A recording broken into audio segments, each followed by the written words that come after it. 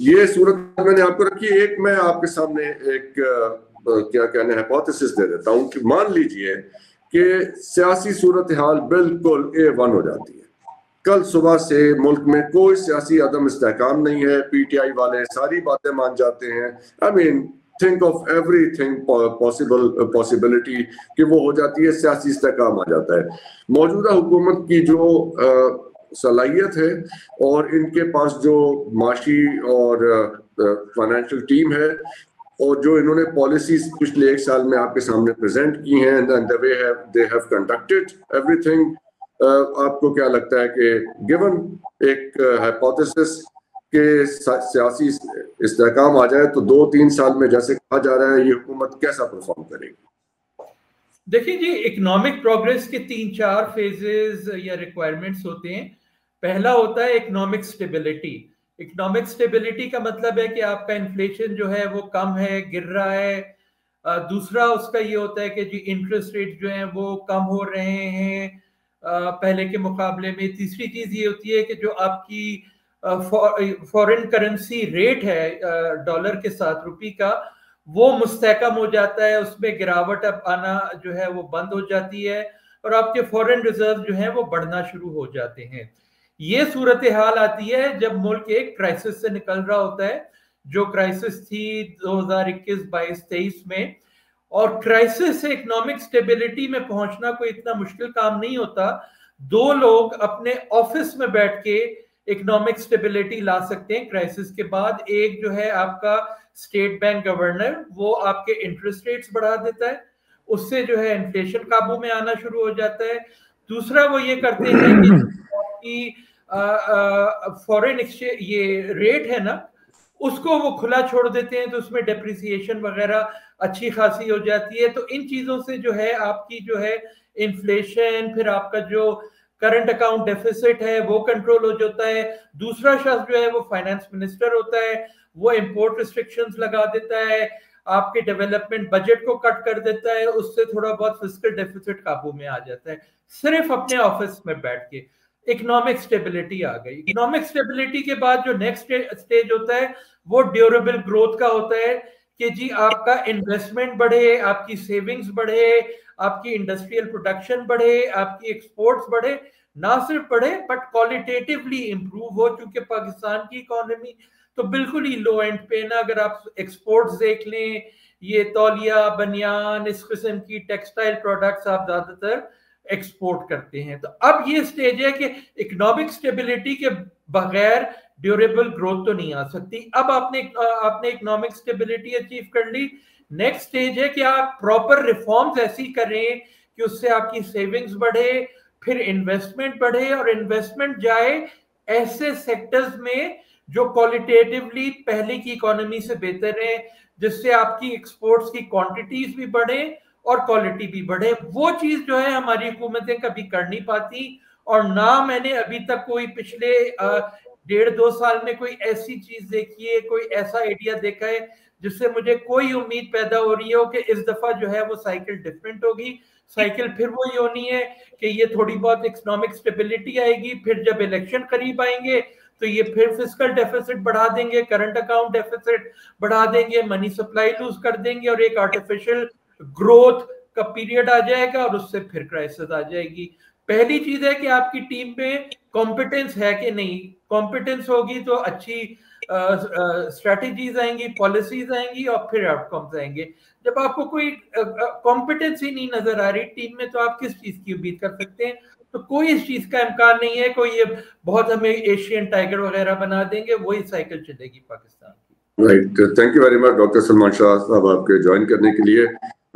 Doctor Murtaza کے ساتھ یہی ہم نے سوال رکھا شروع میں کہ ایک ایسا آئیڈیل سینیریو ہم نے سوچا کہ جو یہ کہا جا رہا ہے کہ یہاں ملک میں سیاسی استحکام آ جائے, اور اسی کے لیے سارا یہ جو اسلام آباد میں 26 نومبر کو ہوا اسی کو بنیاد بنا کے کہ جی ہم پولیٹیکل اسٹیبلٹی چاہتے ہیں اس ملک میں, اور واٹ ایور اٹ از مان لیتے ہیں کہ وہ آ گیا. تو یہ جو اس وقت جو حکومت کے معاملات اور حالات ہیں وہ آپ کو کیسا لگ رہا ہے کہ اس اگر ایسی آئیڈیل پولیٹیکل سچویشن دے دی جائے تو یہ حکومت 2-3 سال میں اچھا پرفارم کر لے گی. مجھے یاد ہے آپ کی پچھلے گفتگو کہ وہ ریفارمز کی بات ہے اور گورنمنٹ سائز کو چھوٹا کرنے کی بات ہے اینڈ ایوری تھنگ. یہ اس آئیڈیل سچویشن میں دیکھیے کہ آپ کو کیسا لگتا ہے؟ دیکھیں ڈاکٹر ظفر صاحب، مرتضیٰ صاحب نے بڑے اچھے طریقے سے بتا دیا کہ اسٹیبلٹی کا کیا مطلب ہے.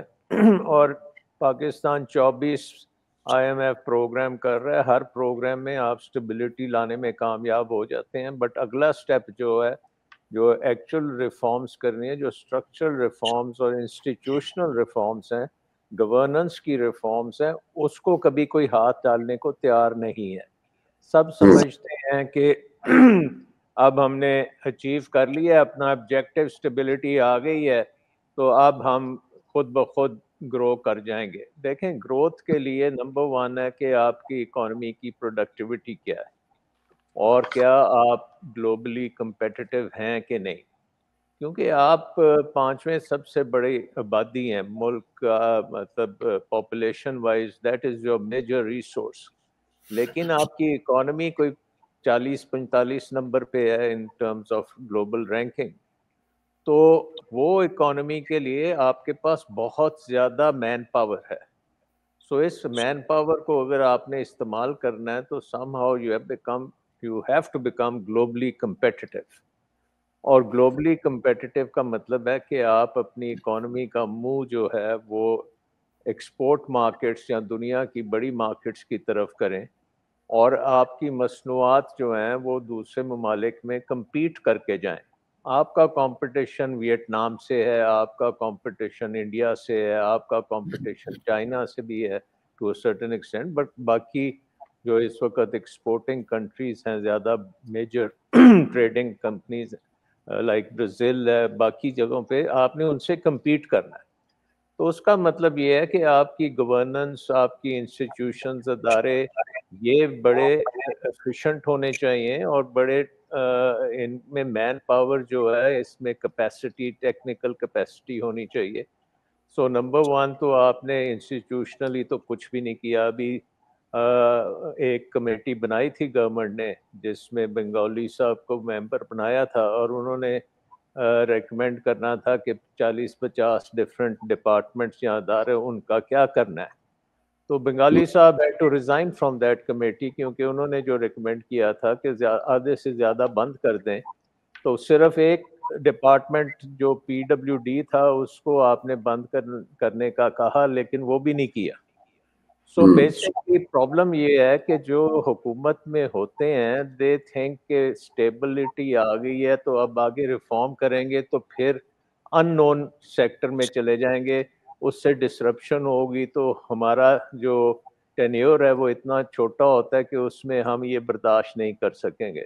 اور وہ پھر ریفارمز کی طرف نہیں جاتے، وہ سمجھتے ہیں کہ اسی طرح ہم چلتے جائیں گے اور کوئی مسئلہ نہیں ہوگا تو ہماری ٹرم پوری ہو جائے گی. انفارچونیٹلی ریفارمز جو ہیں وہ بہت سے لوگوں کو ہرٹ بھی کرتی ہیں، اور ابھی ہم دیکھ رہے ہیں کہ ارجنٹینا میں پریزیڈنٹ ملائی نے جو کام کیا ہے پچھلے 6 مہینے میں، انہوں نے آدھے سے زیادہ ڈپارٹمنٹ بند کر دیے اور لوگوں کو جو بیٹھے تنخواہ لیتے ہیں، کام کچھ نہیں کرتے، ان کو انہوں نے فارغ کر دیا، ان کو گولڈن ہینڈ شیکس دے کے، اور انہوں نے اپنی اکانومی کو بہت حد تک ڈی ریگولیٹ کر دیا، حتیٰ کہ ان کی جو انفلیشن تھی 2-2.5% تھی، اس سے وہ کم کر کے اب شاید 20-25% پہ وہ لے آئے ہیں.